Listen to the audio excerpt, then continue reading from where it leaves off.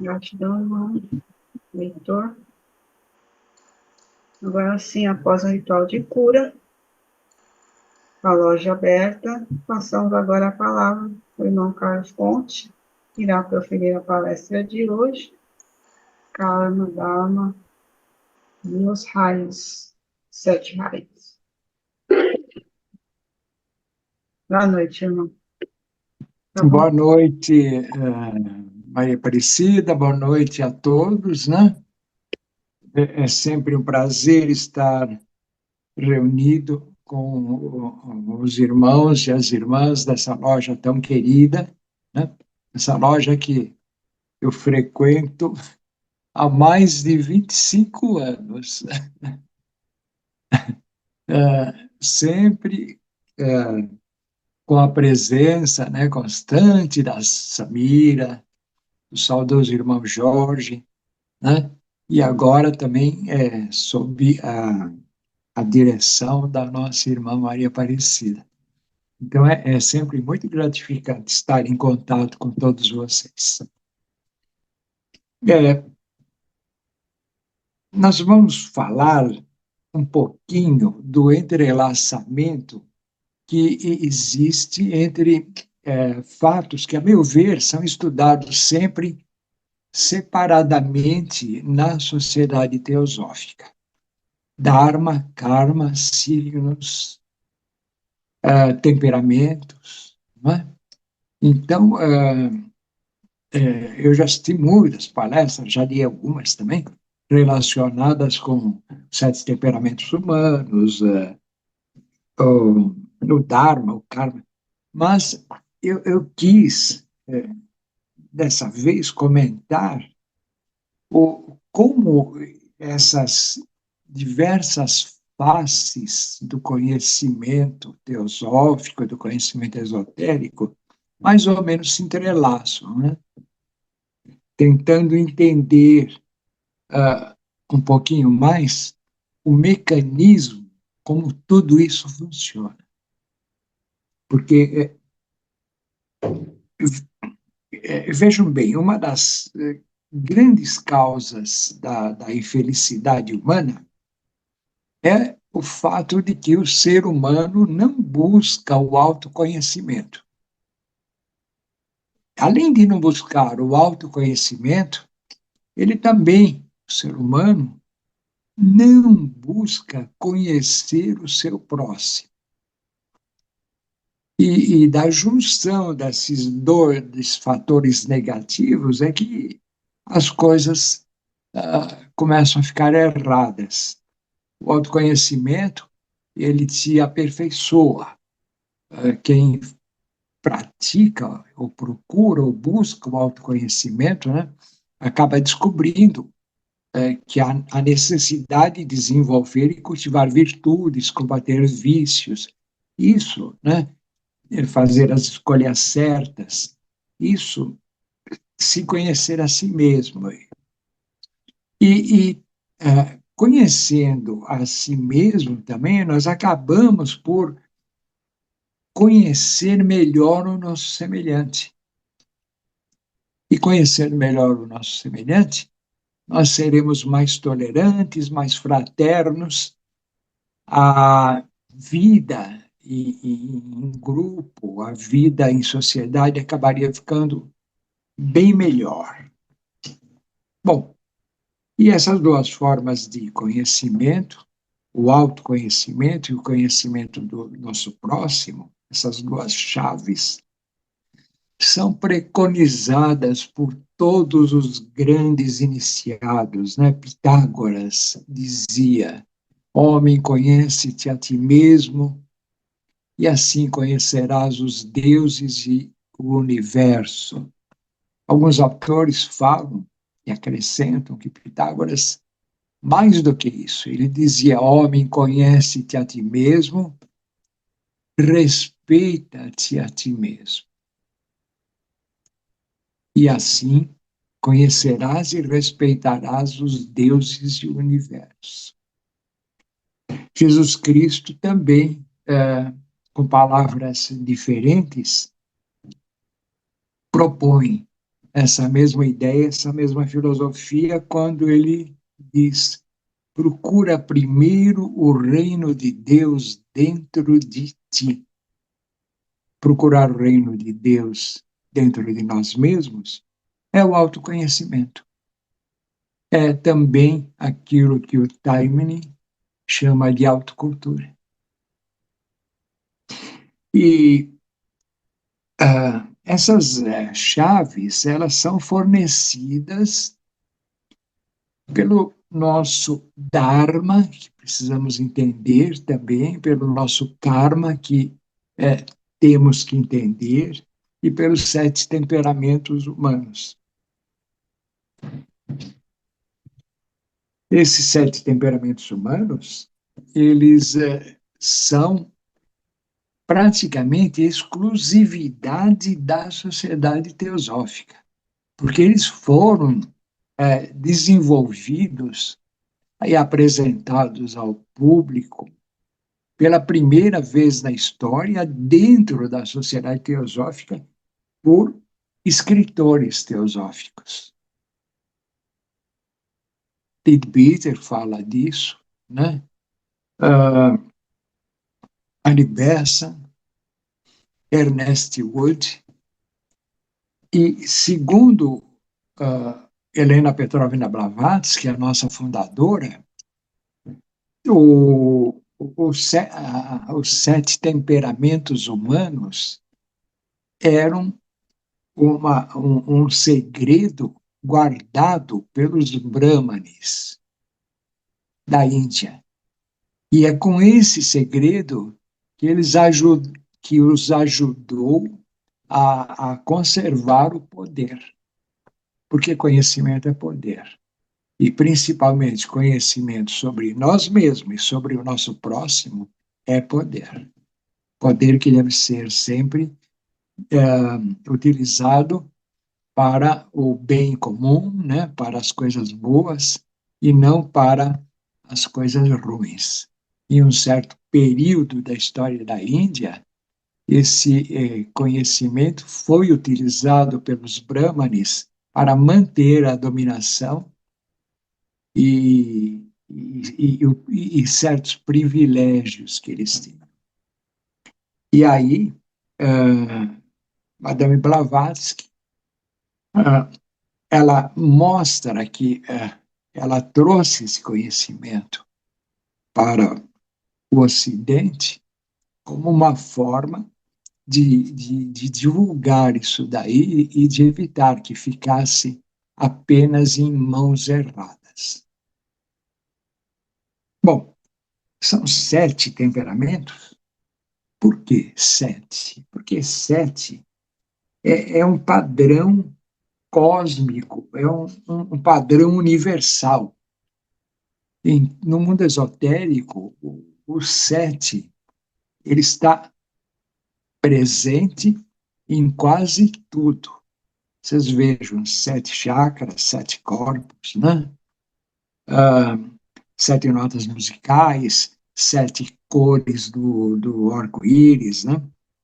E que, na verdade, as 7 cores são 7 vibrações eletromagnéticas, né? E mais do que isso. E nessas 7 vibrações eletromagnéticas ou cores é que está o fundamento dos 7 temperamentos humanos. 7, porque 3 mais 4 é igual a 7. O 7 representa a totalidade sempre.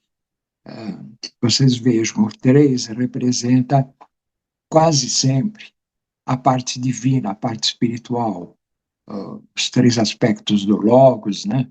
As 3 formas de Deus, né? Pai, Filho e Espírito Santo, né? Os 3 a Trindade. Então, tudo que é espiritual, que é divino, está relacionado ao número 3, e o número 4 está relacionado, ao contrário, com a matéria sempre, com os 4 elementos, a terra, ar, água e fogo. Então, da junção do 3 mais 4, formando 7, está a totalidade das coisas importantes que existem nos planos universais. Tem a ver também, o número 7, com a grande fraternidade. Não é à toa que muitos chamam a grande fraternidade, né, de grande fraternidade branca. E até eu já fui questionado em algumas palestras, né, por que branca? Vejam bem, a grande fraternidade branca não tem nada a ver com etnia, cor de pele, nada disso.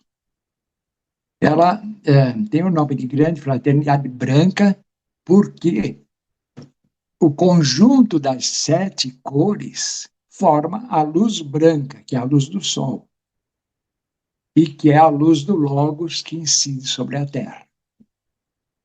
E incidindo sobre a Terra nos aquece, sustenta o nosso planeta, faz, através da fotossíntese, desenvolver-se a vida aqui nesse planeta, e depois, por difração, se transformando nas 7 cores do arco-íris, essas cores atingem as pessoas que aqui estão, na época do nascimento, influenciando determinados padrões em um desses 7 aspectos. Então, todo ser, ao nascer, assim como ele recebe influências que vão além do Sol, as influências do zodíaco, num plano muito mais amplo, né? Recebem também do logo solar a influência desses 7 raios, ou dessas 7 forças ou vibrações eletromagnéticas. Então, daqui a pouquinho, nós vamos falar um pouquinho mais sobre os 7 raios, né? Eu gostaria de, primeiramente, falar um pouquinho sobre o conjunto de influências e classificações que nós temos ao longo da história. Então, Hipócrates, já falamos de Pitágoras, né, e de Jesus Cristo, mas Hipócrates, o pai da medicina, ele também dividia os seres humanos em alguns aspectos de temperamentos. Ele não chegou, é claro, naquela época, a perceber os 7 temperamentos, mas ele dizia que existem os fleumáticos, o tipo sanguíneo, o bilioso negro, o bilioso amarelo. Então, são formas ou tentativas anteriores de classificar os seres humanos em determinados padrões de comportamento e caráter, e etc. Um filósofo espanhol, no século retrasado, Ortega y Gasset, ele também dizia algo que diz respeito a isso daí. Ele dizia o seguinte, uma frase que ficou marcada na história, cunhada na história: eu sou eu mais as minhas circunstâncias. E aí ele já divide a personalidade humana com 2 influências diferentes, que até hoje a ciência aceita. Eu sou eu mais as minhas circunstâncias. O eu sou eu é a nossa hereditariedade, a nossa genética. E as circunstâncias é que moldam aquilo que geneticamente ou hereditariamente nós trazemos como bagagem quando encarnamos em cada uma de nossas vidas.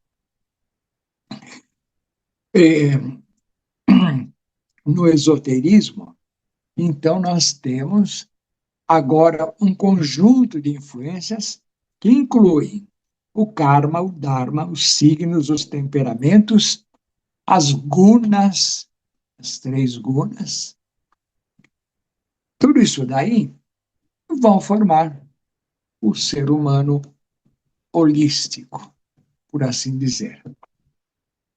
Vamos começar agora algumas considerações a respeito dos signos. Breves considerações, que eu não sou astrólogo, essa parte eu não domino bem. Essa parte, quem domina bem na sociedade teosófica é o Salvador, né? Cabaleiro Antônio Carlos Jorge. Mas, veja bem, mesmo na questão dos signos, não é tão simples assim como a gente ouve muitas vezes por aí, que touro é teimoso, que peixe é indeciso, que leão é vaidoso. Isso é uma análise muito superficial da história dos signos astrológicos, né? Na verdade, para se ter um melhor proveito do estudo dos signos, é preciso se debruçar neles e aprender sobre ascendentes, datas, horas, locais, mapas. Tem muita coisa a ser estudada. E mesmo apesar de tudo isso, os astrólogos acabam dizendo que os signos não determinam, eles influenciam. Ah, uma vez eu estava assistindo um astrólogo num programa de televisão e estava presente o padre Quevedo, que é contra todas essas coisas, né? E aí, na hora que deram a palavra para o padre Quevedo, ele começou a falar o seguinte, né? No dia 15 de agosto de 1779, nasceram 20 mil pessoas na França. Apenas um foi Napoleão. O que a astrologia tem a dizer sobre isso? E o astrólogo disse, certíssimo, certíssimo. Se for considerado apenas o dia de nascimento, como fazem os horóscopos de jornal, as revistas e os pseudo-astrólogos, tudo bem, não funciona. Porque é preciso levar em consideração uma enormidade de outros fatores. É um estudo muito profundo e muito difícil, né? Mas que todos nós deveríamos procurar conhecer um pouquinho mais. Bom, a gente teria que falar agora sobre um outro fator determinante sobre a personalidade de cada um de nós, que é o Dharma. E o Dharma, qualquer irmão ou irmã que queira perguntar alguma coisa, contestar, comentar, fique à vontade. É só levantar a mãozinha aí que, né? Eu não quero fazer uma palestra sozinho aí. Então, fique à vontade para colaborar. O Dharma também é chamado de dever, missão, lei, e ele é algo que é ditado pelo nosso eu superior. O Dharma é aquilo, o objetivo, a principal coisa que nós temos que fazer em cada encarnação. Então, em cada encarnação, nós nascemos com karmas, daqui a pouco a gente vai falar um pouquinho sobre eles, mas principalmente com um Dharma. E esse Dharma é a missão que nós temos na vida. Pode ser, como alguns têm, uma missão grandiosa, e pode ser, como outros também têm, uma visão com um objetivo mais simples. Einstein, por exemplo, ele teve o Dharma dele foi o estudo e a pesquisa científica. Essa é a missão dele na vida. Gandhi, por outro lado, já teve uma missão diferente na vida. Uma visão de libertar a Índia, uma missão grandiosa, porque ele estava, ambos, bem evoluídos e preparados para essas missões. Agora, Hitler também certamente teve uma missão e um dharma.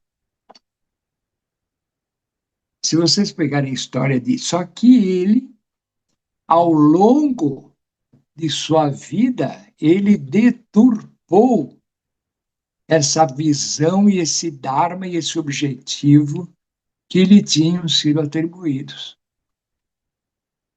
Se vocês pegarem a história de Hitler, no comecinho da vida dele, ele começou a organizar o povo para acabar com... A Alemanha estava sofrendo muito com o preço de ter perdido a Primeira Guerra Mundial. Então, sobre ela ainda incidiam pesados impostos recolhidos pelas Nações Unidas, pelo Tratado de Versailles, né? E a Alemanha não conseguia, então, melhorar a vida dos alemães devido a esses encargos de pós-guerra. E aí aparece o Hitler, uma missão nobre, mas ele começa a usar essa missão que ele teve para preparar uma nova guerra. Ao contrário de Gandhi, que não preparou guerra para libertar a Índia, preparou a paz. Então, mesmo dentro do nosso Dharma, nós temos escolhas. Nós podemos escolher cumprir o Dharma pelo bem ou pelo mal. E quando se cumpre pelo mal, o resultado é o que nós conhecemos, né? Bom, Humberto Roden, escritor espiritualista, ele dizia que, com relação ao Dharma, né, não importa o papel que te coube no drama da vida. O mendigo que interpretar bem o papel de mendigo receberá mais aplausos que o rei que interpretar mal o papel do rei.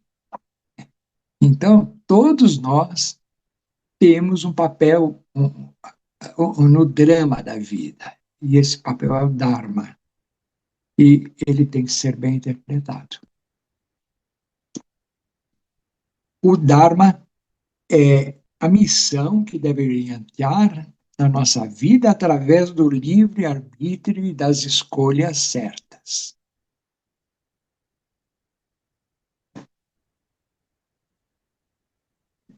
Dizem, e eu sempre ouço falar por aí, principalmente em meios esotéricos, né, que nenhuma folha cai do céu se não for a vontade de Deus.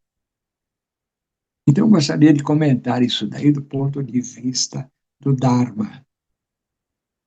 Eu não concordo com essa frase. Eu não concordo com ela, porque eu acredito que ela valha muito bem para os reinos mineral, vegetal, animal. Mas no reino hominal, quando se chega ao reino animal, hominal, ao reino humano, nós temos o livre-arbítrio. Pequeno, mas efetivo. Não escolhemos ainda o nosso sexo, o núcleo familiar, não escolhemos a cor de nossa pele, não escolhemos quem seriam os nossos pais, etc.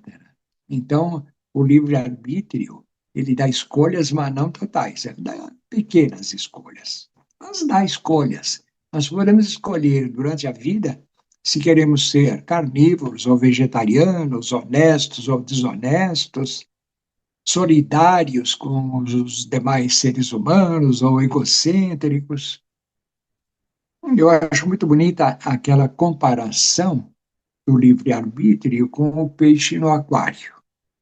Um peixe dentro de um aquário, vejam bem, ele, ele não pode sair do aquário, ele está limitado pelo aquário. Mas dentro do aquário, ele pode nadar para o lado direito, para o lado esquerdo, para cima, para baixo, parar de nadar, descansar, voltar a nadar, nadar em círculos, fazer piruetas. Ele tem uma certa liberdade, um certo livre-arbítrio, mas tão pequeno que o fator determinante ainda é o volume do aquário, né? E assim começa, no reino humano, também o nosso Dharma, o nosso livre-arbítrio, as nossas escolhas, de início pequenas. E com a evolução elas vão aumentando, aumentando, até que quando se chega aos grandes seres, aos adeptos, aos santos seres, essa liberdade é quase que total e absoluta.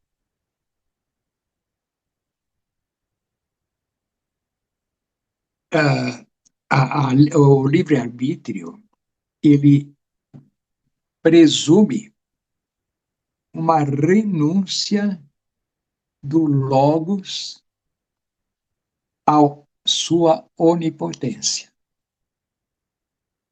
O Logos solar, que é a coisa mais próxima de Deus que existe no sistema solar, né? O espírito do Logos solar, né? Ele é onipotente, onipresente e onisciente. Ele tem essas três virtudes da divindade. Mas para que nós tenhamos um livre-arbítrio, há uma renúncia do Logos à onipotência. Porque o nosso livre-arbítrio nos permite errar. E o Logos, então, aceita esse erro sem impedir o erro, no primeiro momento, pelo menos, para que a gente possa exercer o livre-arbítrio. É claro que existem mecanismos compensatórios para que esse erro não prejudique demais a humanidade. Bom,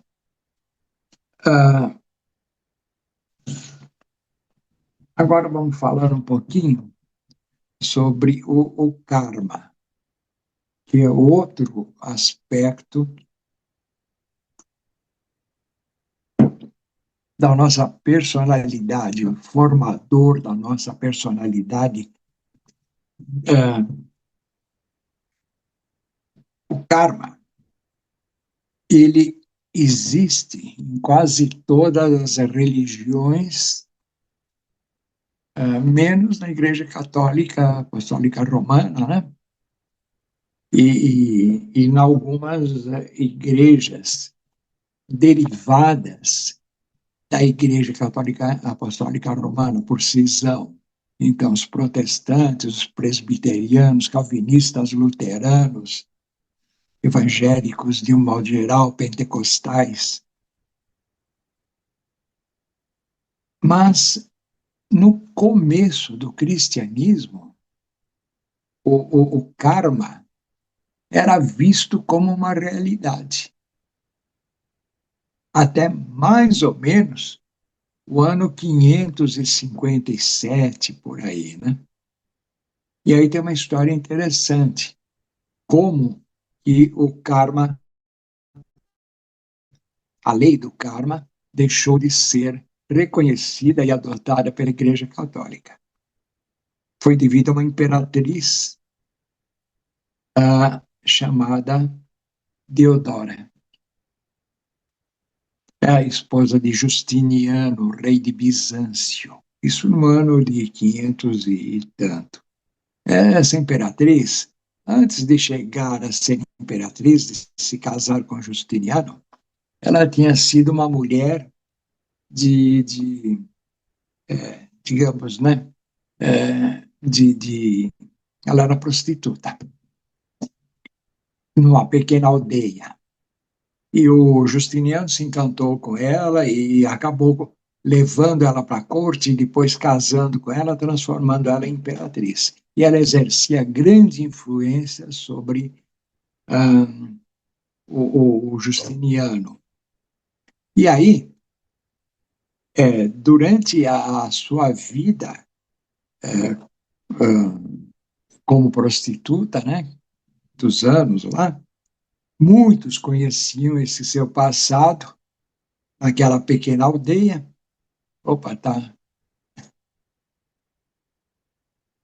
Naquela pequena aldeia, e ela, querendo apagar essa mancha de seu passado, acabou mandando exterminar, liquidar, matar aquelas pessoas daquele pequeno povoado que conheciam a sua história. E aí, ela ouvia falar na igreja. A Igreja Católica, naquela época, estava dividida em duas facções. Uma que queria aceitar, continuar aceitando a lei do karma, e outra facção que dizia que não, o negócio de lei do karma não, o que vale é o arrependimento na hora da morte. As pessoas que se arrependem acabam sendo salvas e vão para o céu. E não tem esse negócio de lei do karma, reencarnação, nem nada disso. E a imperatriz, a Deodora, né, ela ouvia isso. Ela ouvia isso e ficava pensando. Se existe a lei do karma, eu vou ter que pagar pelo que eu fiz, por todos os erros que eu cometi. Mas se existir somente a lei do arrependimento, e quem se arrepende é perdoado todas as suas dívidas, então eu vou me arrepender e não quero mais ouvir falar de lei do karma. E foi assim que ela influenciou o Justiniano, e esse influenciou o Papa, e eles acabaram abolindo as ideias reencarnacionistas e as ideias da lei do retorno, da lei do karma, de toda o arcabouço conceitual da Igreja Católica. Bom, o karma é resultado de escolhas, a gente sabe disso, é também chamado de lei da ação e reação, e é muito difícil de ser entendido na sua íntegra. Nas cartas dos mestres, né, Mestre Kuthumi diz que ele estudou durante 26 anos a lei do karma, e mesmo assim não sabia tudo.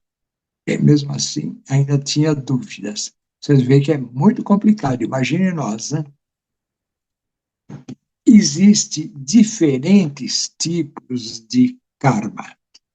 Existem karmas das vidas passadas, da vida atual, existe o karma coletivo, e existe principalmente um chamado karma imerecido, do qual eu gostaria de falar um pouquinho mais. Mas antes, falando um pouquinho do karma coletivo, né, que incide sobre um determinado grupo. Pode ser uma cidade, uma região, um grupo religioso, um grupo de passageiros de um ônibus, de um avião, que sofre um acidente, e muitas vezes isso daí, o destino fez com que aquele grupo se reunisse para uma determinada viagem, e aí acontece um acidente, morre todo mundo, se machucam, etc. e tal. Isso daí é o karma coletivo. E o karma coletivo também não é por sua vez, igual para todos da coletividade que ele atinge. Um exemplo que eu vi certa vez e achei muito bonito, muito bom, é o que acontece, como está acontecendo muito em São Paulo, num dia de chuva, de tempestade. Então, quando acontece isso, é uma oportunidade de fazer com que o karma se manifeste coletivamente. E ele se manifesta de diferentes maneiras. Então, uma tempestade que inunde São Paulo, né? Tem soterramento, tem gente que perde o carro, a casa derruba, alguns morrem, outros pegam uma chuva, uma leptospirose, outros ficam apenas gripados, e muitos, durante esse período, estão em casa vendo televisão e comendo pipoca. Então, é um modo como um karma coletivo atua de modos diferentes em cada um da sua coletividade. E umas palavras sobre o karma imerecido. Esse daí é citado na maioria dos livros teosóficos. Eu não encontro muita citação sobre o karma imerecido, mas ele é citado na doutrina secreta por Helena Petrovna Blavatsky.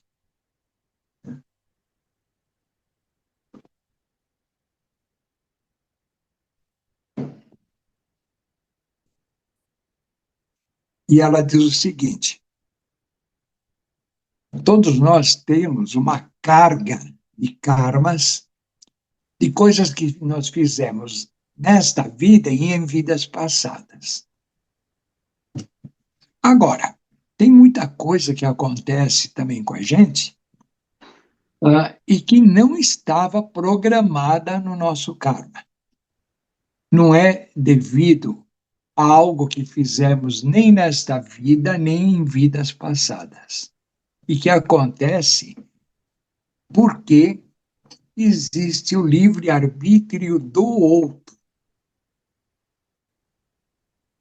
Então, eu estou andando numa rua, aí de repente vem um ladrão, me aponta um revólver, me dá um tiro, eu posso ir para o hospital com isso daí, posso até morrer, né? Ou posso ficar com uma sequela. E isso não estava previsto pelos senhores do karma, pelos lipikas, na minha vida. Então foi um karma imerecido que me atingiu por causa do livre-arbítrio do outro. E aí, esse karma, ele tem que ser recompensado, e será recompensado, para mim, numa vida futura, de modo que eu nasça em melhores condições do que aquelas que estavam previstas pelas leis kármicas de eu nascer. Então, existe uma certa recompensa por aquilo que eu sofri imerecidamente. Isso é do karma imerecido. Eu acho muito interessante isso. E muito esclarecedor. Agora, os 7 temperamentos. Vamos entrar um pouquinho nos 7 temperamentos. Eles, basicamente, são divididos em 7, e cada um é regido por um dos integrantes da Grande Fraternidade Branca, dos 7 mestres da Grande Fraternidade Branca. Então, o temperamento, vamos chamar de 1 a 7, né? O primeiro raio, o segundo, o terceiro, até o sétimo. Primeiro raio, ele é regido por um mestre chamado El Moria. O segundo, por um outro mestre chamado Kutumi Lal Singh. Esses dois grandes mestres foram aqueles que inspiraram Helena Petrovna Blavatsky e o coronel Henry Olcott e fundarem a Sociedade Teosófica. Então, eles estão no início da fundação da Sociedade Teosófica. E é sempre bom a gente lembrar que a Sociedade Teosófica não é a teosofia. A teosofia é uma religião sabedoria que existe desde o começo do mundo. Não? A Sociedade Teosófica é o reavivamento dessa filosofia chamada teosofia, né?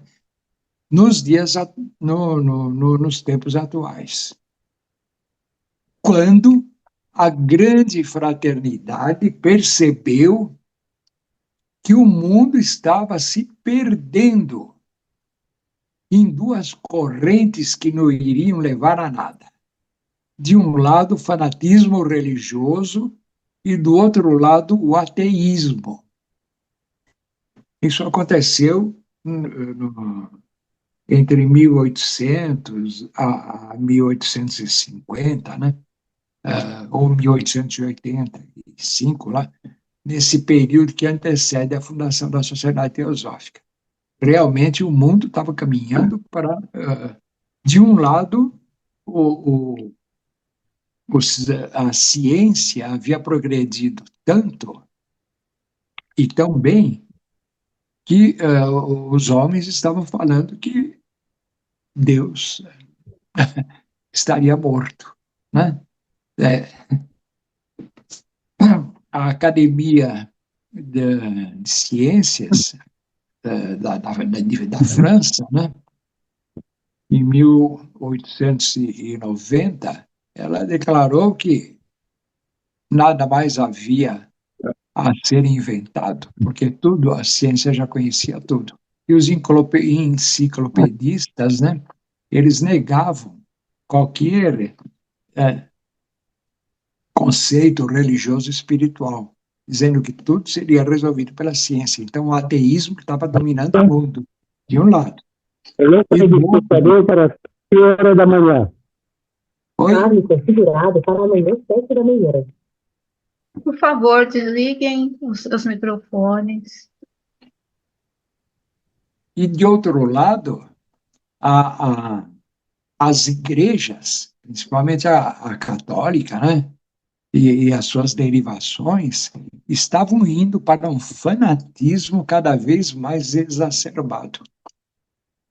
E é nesse momento, nesse ponto, que os mestres Kutumi e El Moria resolvem, então, que seria oportuno, né, fundar uma sociedade que trouxesse novas luzes sobre espiritualidade e autoconhecimento humano.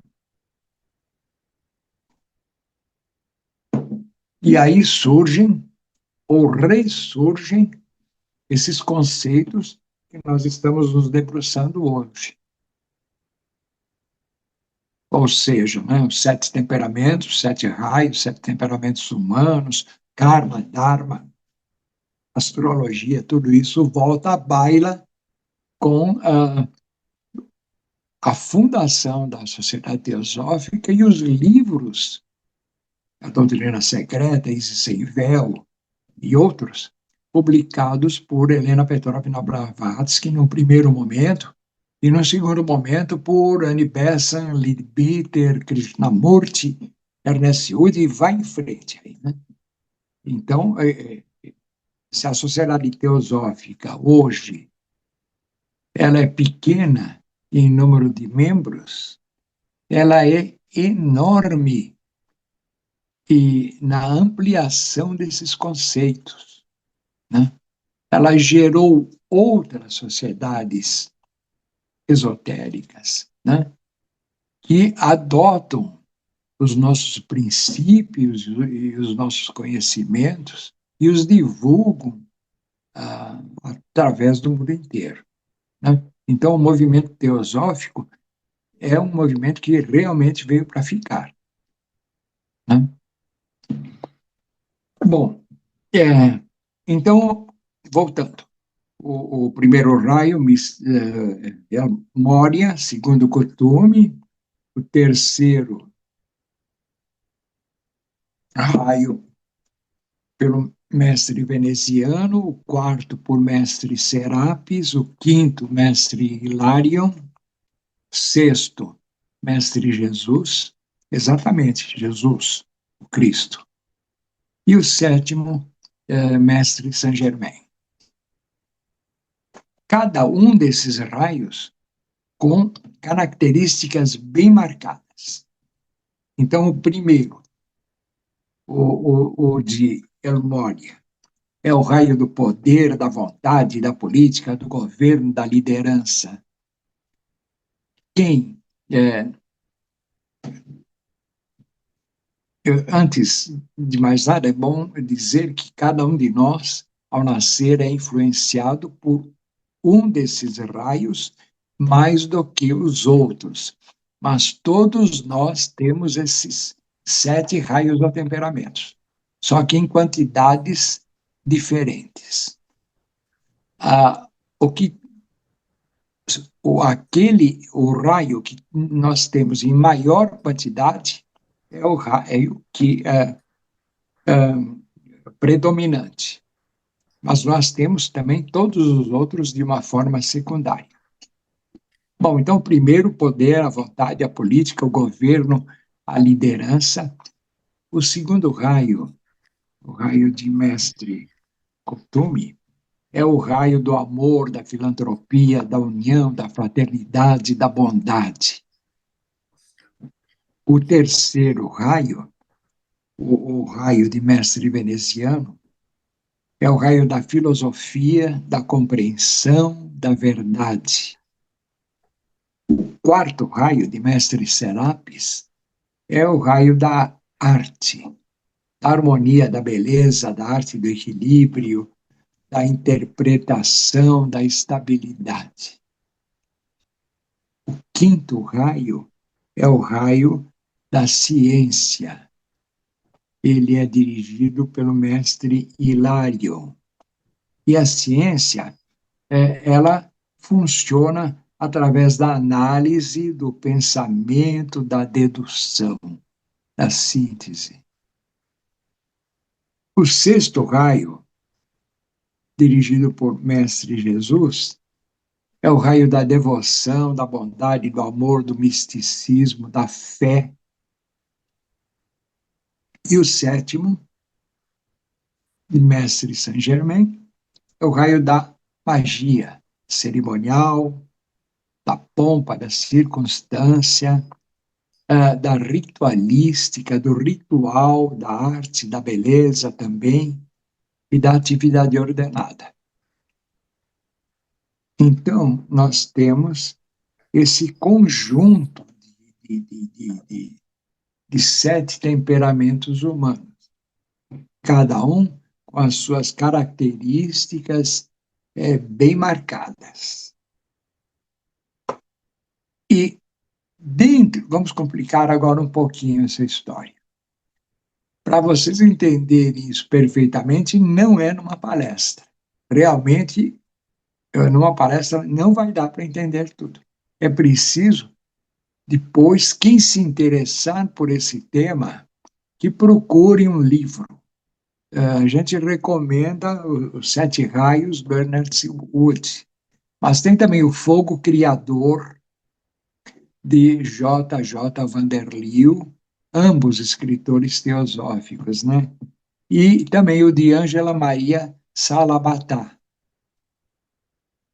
Então, nesses livros, e esparsos um pouquinho na doutrina secreta, existem muitos desses conceitos, mas esses livros esse assunto é bem dissecado.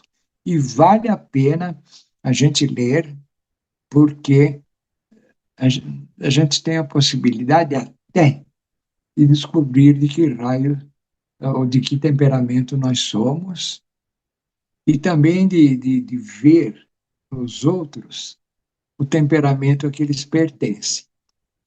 E aprendendo sobre o temperamento alheio, a gente pode desenvolver uma maior tolerância. Por exemplo, se eu convivo com uma pessoa que é do primeiro raio, eu, eu percebo nela que ela é regida pela vontade, pelo poder, pela liderança.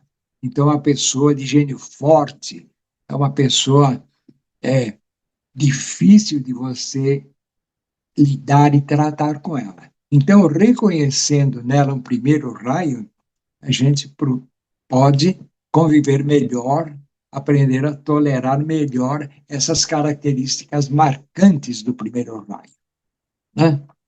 Já, se você convive com uma pessoa que é do segundo raio, que é o raio do amor, da filantropia, da fraternidade, é muito fácil conviver com elas.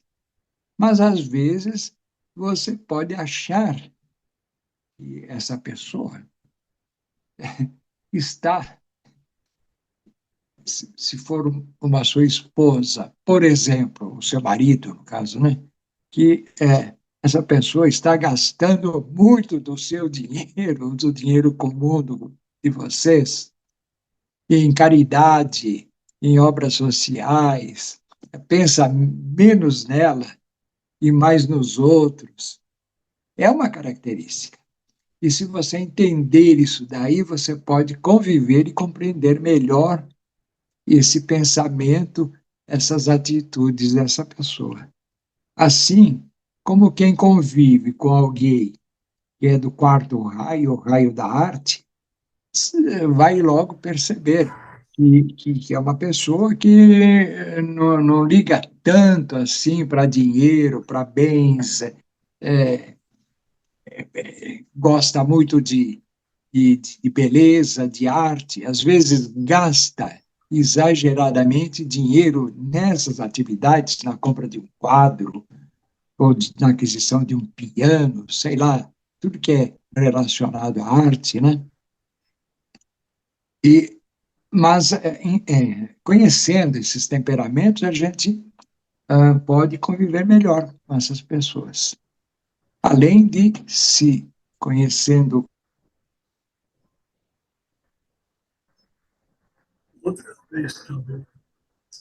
as coisas. Está congelando, irmão. A sua... Ah, é? Está congelando. Faz tempo? Não ouviu. Não, não, só um trechinho agora que nós não ouvimos. Ah, tá bom. Então, o raio da ciência, por exemplo, o temperamento humano do cientista, né? Ele leva a pessoa a ter uma metodologia, só dar valor à lógica, à dedução, né? Diferente do filósofo, o terceiro raio. Filosofia e ciência têm algumas diferenças muito fortes e marcantes. O filósofo, ele procura compreender as coisas a partir dos detalhes, entender o todo. Isso é filosofia. O cientista é o contrário. A partir do todo, ele quer entender os detalhes. E, por fim, vamos falar um pouquinho, o sexto raio é o raio da devoção, ele é regido pelo Mestre Jesus, né? Ele é o raio daquele que faz da sua vida, coloca acima de tudo, nos seus objetivos, a devoção a uma religião, a um projeto, a uma causa. O sétimo raio é o raio de Saint-Germain, né? É o raio da ritualística, da magia, da cerimônia, da pompa da circunstância. Saint-Germain, ele Helena Petrovna Blavatsky fala de Saint-Germain em vários de seus livros, no Glossário Teosófico e na Doutrina Secreta, né? E diz que Saint-Germain, ele era um conde, e depois um príncipe, o príncipe Rakovsky, né? E ele vivia nas altas cortes europeias, alquimista que ele transformava várias coisas em ouro ou em diamantes, e daí ele tirava a riqueza que ele tinha. Morava num castelo, tinha pompa e circunstâncias, se vestia com trajes lindíssimos.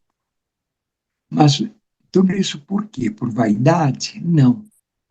Porque ele queria viver entre a nobreza que na Europa dominava o mundo. E ele agia entre os nobres, reis e príncipes como influenciador.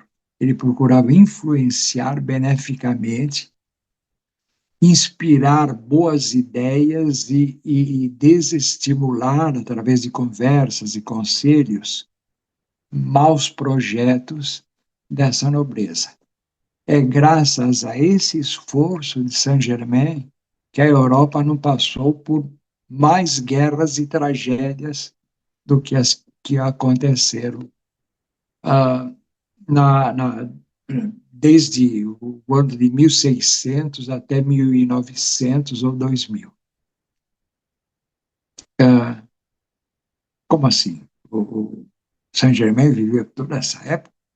Viveu tanto assim? Sim.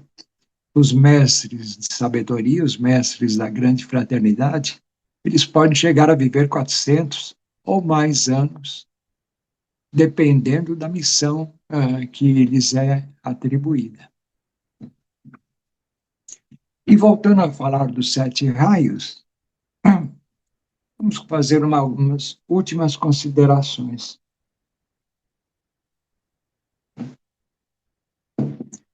Cada um dos temperamentos ou raios, ele atinge pessoas em diferentes graus de evolução. E causa aí coisas assim estranhas. Porque, por exemplo, no primeiro raio eu falei que é o raio do poder, do comando, né? Então, mas alguém que seja muito evoluído no primeiro raio, ele vai ser um estadista. E quem for pouco evoluído e chegar à liderança, vai ser um ditador. Então, vejam bem a diferença entre o ditador e o estadista. O sexto raio é o raio da devoção, é o raio de Mestre Jesus. Nele, temos seres humanos muito evoluídos e pouco evoluídos, que pertencem a esse raio. Os pouco evoluídos acabam virando fanáticos. E os muito evoluídos acabam virando santos. Então, o santo e o fanático pertencem ao mesmo raio, só que estão em polos diferentes, né? O terceiro raio, por exemplo, e não é para rir, o mais evoluído é um filósofo, realmente. É o raio da filosofia, né? E o menos evoluído é um preguiçoso, aquele que a gente chama de vagabundo, que não quer saber de nada, só quer saber de ficar pensando, ficar sem fazer nada na vida. Esse é um temperamento dele, humano, pouco evoluído. Quando ele evoluir mais, ele vai virar um filósofo. Assim como o devoto também, o raio da devoção, o raio de Mestre Jesus, né? Ele vai desde o fanático, eu já falei, né? Até o santo. E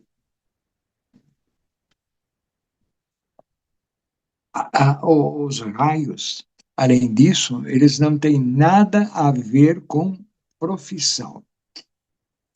Então, vou deixar um exemplo aqui, só para terminar, porque eu acho que já estamos chegando às 9h30, quase, né? Então, por exemplo, um médico. Um médico, normalmente, a gente imagina ele no segundo raio, que é o raio da filantropia, do querer o bem do outro, de fazer alguma coisa sempre pelo outro e nunca para si, né? Então, assim como o médico, também todas as profissões correlatas, o psicólogo, o dentista, o fisioterapeuta, todas as profissões que são relacionadas com o foco no outro e não em si, segundo o raio. Mas o médico, só para usá-lo como exemplo, ele pode ser de qualquer um dos 7 raios. Veja bem, se ele for um diretor de hospital, um médico diretor de hospital, é do primeiro raio. Acima de tudo, ele está exercendo a liderança, o poder. Não é? Um médico do segundo raio seria um médico voluntário, aqueles médicos do Sem Fronteiras, né? Do terceiro raio, que é o raio da filosofia, seria um médico teórico, daqueles que escrevem livros, compêndios de medicina. Um médico do quarto raio, ele optaria, é o raio da arte, né? Ele optaria pela medicina estética. Um médico do quinto raio, que é o raio da ciência, esse nem chegaria a exercer a medicina. Ele ficaria numa universidade como pesquisador, como bolsista. Um médico do sexto raio, que é o raio da devoção, ele vai encontrar a sua realização fora de sua profissão. Então, ele pode ser médico, mas o que ele mais valoriza na vida não vai ser a sua função de médico, e sim o que ele faz nas horas que ele não exerce a medicina. Ele vai se dedicar a uma igreja, a um culto, a um sistema filosófico, ele vai se devotar a uma causa estranha à medicina. E o médico do sétimo raio, que é o raio da atividade ordenada, do ritual, ele provavelmente vai se dedicar à cirurgia, que é uma forma de exercer um ritual. A gente chama mesmo as cirurgias, né, de rituais, né, o ritual cirúrgico, né, é atividade ordenada, é atributo e característica do sétimo raio. Então, teria muito mais ainda o que falar sobre tudo isso, é um assunto infindável, mas eu paro por aqui. E aconselho a quem tiver algum interesse e quiser se aprofundar nesse assunto, né, que ele é muito bonito e vale a pena. Tá bom? Fico à disposição se alguém quiser fazer algum comentário ou alguma pergunta. Gratidão, irmão, assim, mais nada. excelente. Eu gosto muito dessas analogias, faz a gente pensar, né? E desenvolver um pouquinho a mente, para tentar compreender, né? Esses mistérios. E eu achei interessante você fazer essa analogia dos temperamentos e dos raios e dos mestres, né? Aí, no caso, então,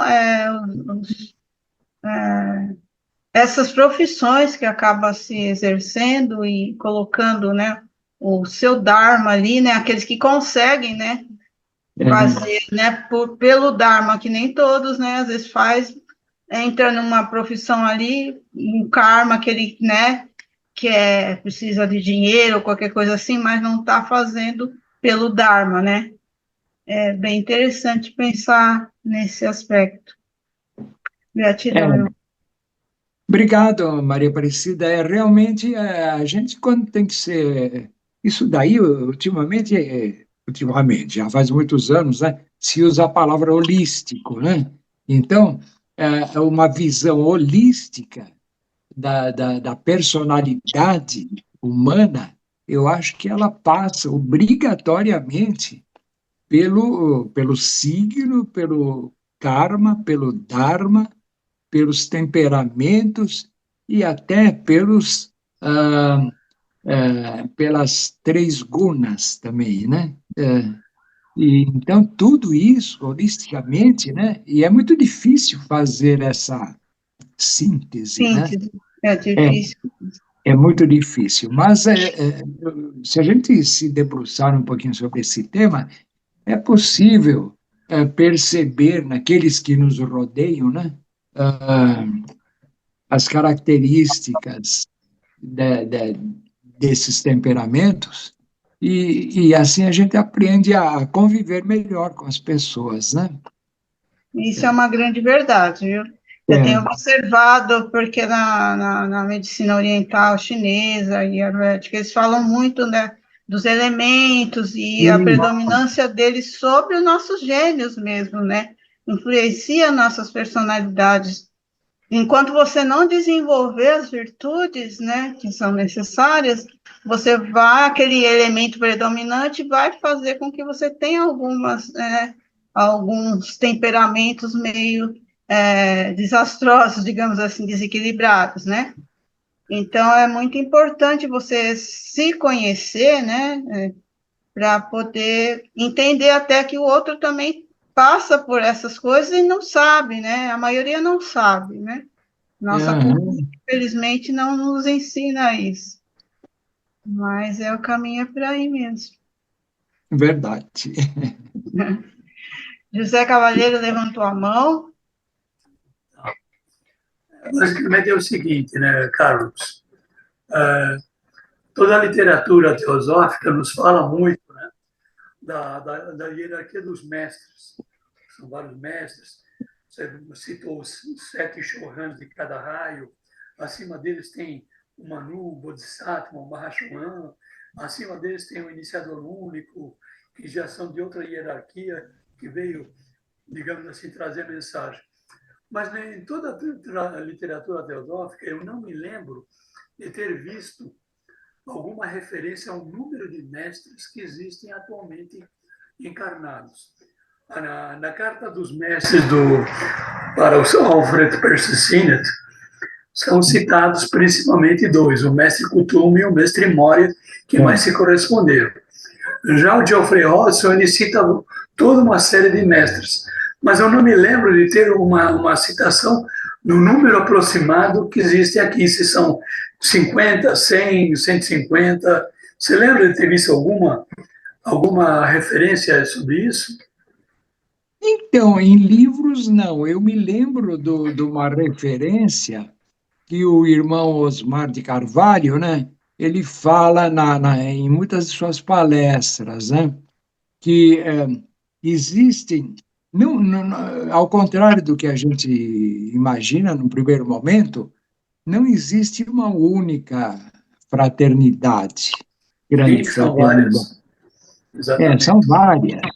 a Helena Petrovna Blavatsky, ela teve contato com uma fraternidade chamada Fraternidade de Luxor, né? Exatamente, é egípcia. É egípcia, né? Mas deve existir grandes fraternidades, né? Ah, o Heitor está dizendo que existem aproximadamente 60, né? Então, eu sei que existe até, inclusive, a grande fraternidade aqui da América do Sul, né? Andina, transandina, né? Então, são muitos. E eu acredito que esses grandes mestres, muitos nem são conhecidos Com pela certeza, maioria dos escritores que com escrevem esses certeza. livros e tudo mais, né? Então, por exemplo, entre os, isso eu não estou me baseando em nada que eu li, é especulação minha. Mas eu, Certo. por exemplo, na América pré-colombiana, existiam milhares de indígenas aqui no Brasil, né? Os tupi-guaranis, principalmente, né? Que eram enormes. Sem dúvida haveria entre eles mestres, né? Que estavam guiando aquela evolução, né? Entre os povos africanos também, que a história o poder da história ocidental apagou, né, a história dos povos negros da África, né, e sobrou apenas uns conceitos aí na Umbanda, no Candomblé, mas eles tinham uma espiritualidade muito forte e muito rica, e certamente tinham seus mestres lá, né, cujo nome ninguém mais sabe. Eu vejo assim, viu, Salvador? Tá bom. Obrigado. Ronaldo, pode Ele abrir está seu com o microfone. telefone está desligado. Pode desligar o seu microfone. A minha pergunta só é referente a, a, ao sexto raio, né, que seria Jesus. Eu li uma vez que o sexto raio é a mestra nada. Você poderia me falar alguma coisa sobre isso? Eu também tenho muitas dúvidas, porque em alguns grupos esotéricos, mas não ligados à sociedade teosófica, se fala de mestra nada. Agora, eu não encontrei até hoje nenhuma referência à mestra nada na literatura teosófica. Então, realmente, eu não sei. Me parece, não sei explicar isso daí. Se alguém souber, tiver alguma ideia, eu agradeço. Eu já ouvi falar, mas não sei. Parece que isso daí é alguma coisa que foi introduzida, mas em outras ordens ou outras instituições que não as teosóficas. Tá bom, Ronaldo?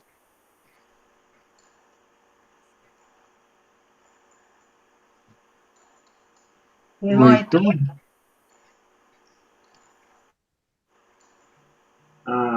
Primeiramente, parabenizar o nosso querido irmão Conte por essa palestra de um tema um tanto complexo, que não é fácil, ainda mais você fazer toda uma correlação entre os 7 raios ou 7 temperamentos, o Dharma e o Karma. Eu queria complementar os aspectos aí relacionados à questão da condição de suicídio, né? Porque nós podemos ver que nem todo suicídio é condenável, vamos dizer assim. Por quê? Porque eu poderia dar um exemplo muito interessante, isso é citado, se eu não me engano, por Leadbeater ou Bezos em algum livro deles, que eles abordam a questão em que uma determinada circunstância, num determinado momento, você percebe que uma criança ali atravessando a rua para ser atropelada, aquela pessoa num momento único, ela se entrega a vida dela para salvar a vida daquela criança.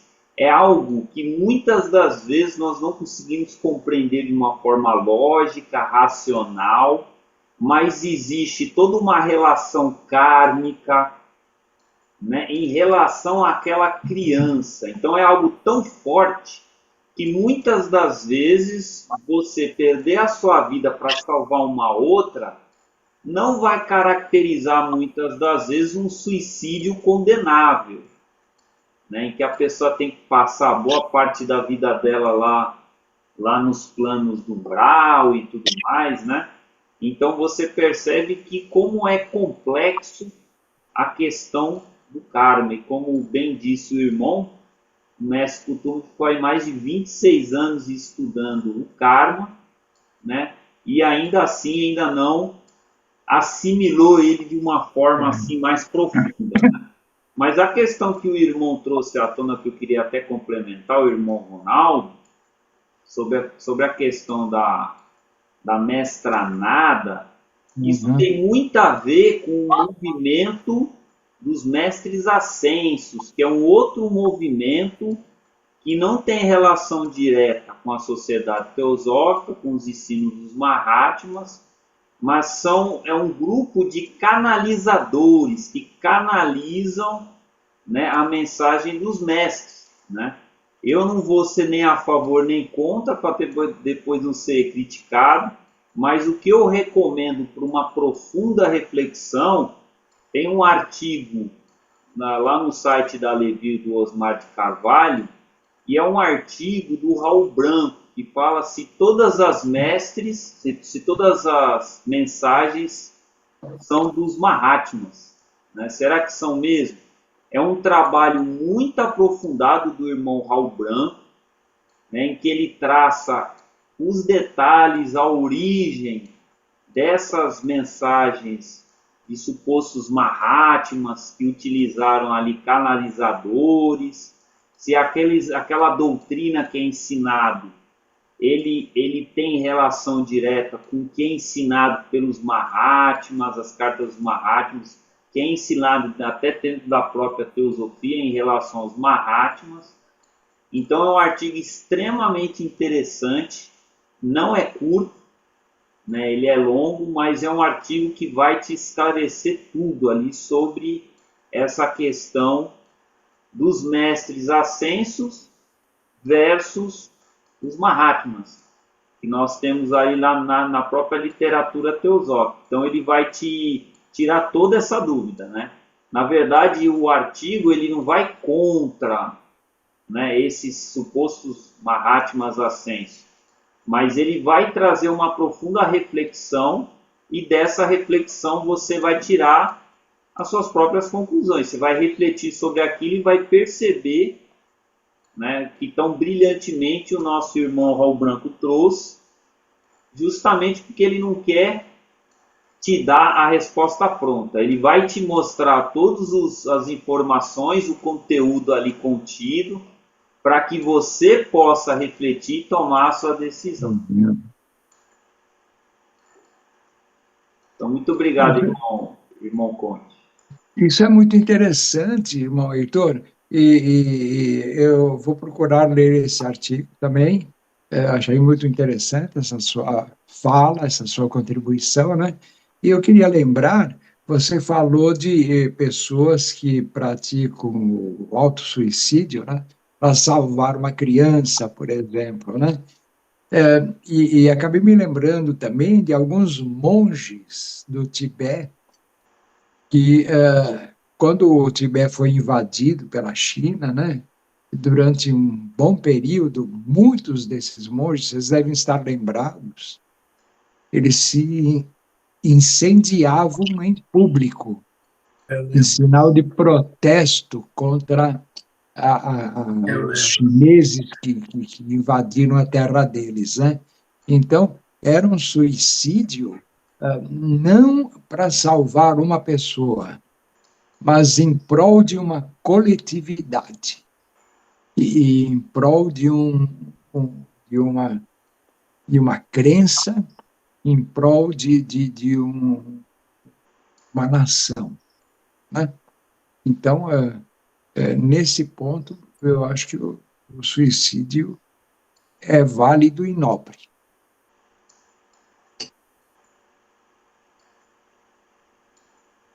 Muito bom. Agora vamos para o chat. Sueli, Arlen. Boa noite a todos. Acho que ela Boa noite. saiu, né? Oi, Cida, posso falar? Ah, você vai falar? Pode falar, desculpa. Parabéns mais uma vez, irmão Conte. É um assunto muito bom mesmo, viu? Falar sobre o Sede Raiz, que nem meu irmão Heitor falou, é difícil, mas é muito interessante.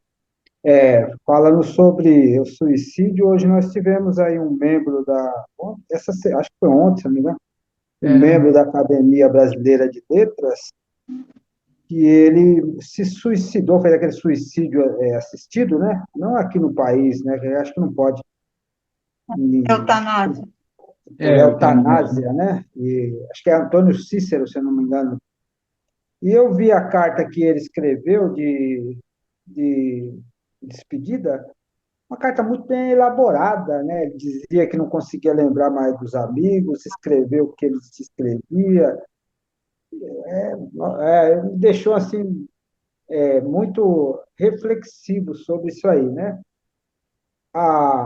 É que nem o irmão falou, né? Vamos supor, se você, por exemplo, se você vê um relógio Rolex cair dentro do rio, você vai ver que ele vai afundar e vai perder, você deixa ele afundar lá. Mas se ele estiver no braço de uma pessoa e a pessoa cair, o ser humano tem a parte boa, embora as pessoas não pensem nisso, né? Mas a pessoa vai tentar salvar a pessoa, né? Então, são coisas da vida, né? Que às vezes deixa a gente um pouco assim. Realmente essas questões vêm para a gente refletir, né? Sobre a morte desse senhor aí, que Ficou sem. entregou a vida, né? Porque ele entregou a vida. Não sei, eu não entendi isso aí direito. Obrigado, irmão. Era só um ponto de vista. Muito obrigado. Tá bom, Antônio, obrigado pela sua colaboração, pelas suas palavras, né? A sua lembrança aí é muito boa, porque é um escritor da Academia Brasileira de Letras, né? E ele optou pelo suicídio, né? Pela morte assistida, né? Veja bem, do ponto de vista espiritual, ele vamos dizer, Aí o problema ele não entrou em fez outro, nenhum né? crime nem nada, mas ele tinha um karma que deveria ser cumprido, por exemplo, pela doença que ele tem, em mais 6 meses. Se ele optou pelo suicídio, ele deixou de obedecer a essa lei kármica. Então, numa próxima encarnação, ele vai continuar com essa dívida e vai ter que pagar. Então, é só o suicídio, a morte assistida, né, a eutanásia, ela é só empurrar com a barriga um problema que uma hora você vai ter que encarar e cumprir. Né? Eu vejo assim. Obrigado. Só para complementar, Carlos, uma das passagens das cartas dos mestres, eles dizem que... Está muito baixinho, Salvador. Fala um pouquinho mais próximo. Chega mais perto do microfone. Alô, estão ouvindo agora? Estamos. Numa das cartas dos mestres, eles dizem que o suicídio tem um pequeno problema, porque a pessoa, quando ela nasce, ela já tem um período, digamos assim, de vida pré-programado pelo karma e assim por diante, pelo Dharma. Se a pessoa encerra isso antes do tempo, ela ainda não está em condições de ir para os planos superiores. Então, ela fica como que visualizando tudo no plano físico ainda, até que o corpo físico dela fosse realmente morrer. Aí é que ela entraria para o plano astral, mental e assim por diante. Então, é realmente, para o suicídio, deve ser uma tremenda frustração, porque o cara quis sair desse mundo, se mata e continua nesse mundo, o que não é nada aconselhável para ninguém, É, que tem essa intenção, evidentemente. Uma vez nada bom. eu vi um teósofo aí também falando que, isso não tá na literatura talvez, mas ele comentou, um teósofo viu uma palestra, um teósofo bem eminente, e ele falou assim que a pessoa que pratica o suicídio, até dentro do caixão ele vai sentir, assim, ele não vai, nem do caixão ele vai se livrar direito, né? Mas é É, triste, né? A gente não pode nem falar nada, né? Mas é que meu irmão falou, sair de uma enrascada, vai entrar em outra, infelizmente. É, Mas que Deus o tenha, né? Deus o tenha. pois é. a lei vai ter que ser cumprida, né? O karma vai ter que ser cumprido. Claro. Até para ele poder cumprir o Dharma dele aí numa próxima oportunidade. Primeiro ele vai ter que pagar o carro, não vai ter jeito. Exatamente. Perfeito.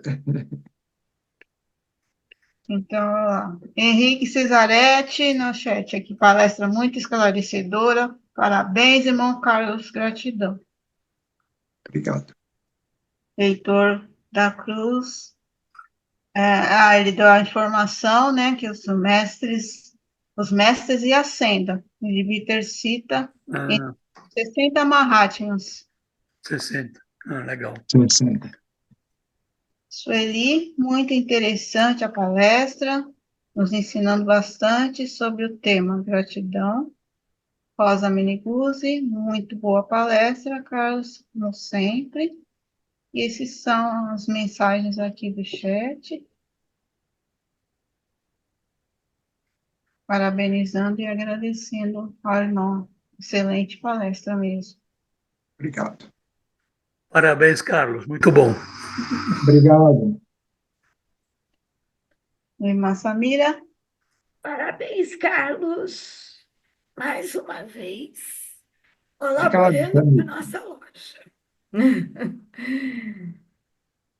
Bom, a semana que vem nós teremos, quarta-feira, a presença do nosso irmão Ismael e falará sobre as grandes iniciações. Vai ser uma palestra presencial. Vale lembrar, irmãos, é muito importante a palestra presencial, porque a egrégora é muito mais forte. É certo que a gente ficando em casa, tudo bem, é confortável, mas vamos fazer um pequeno esforço de estarmos presentes quarta-feira que vem, ok? Bom, tá certo. Então, vamos encerrar com o mantra da unidade.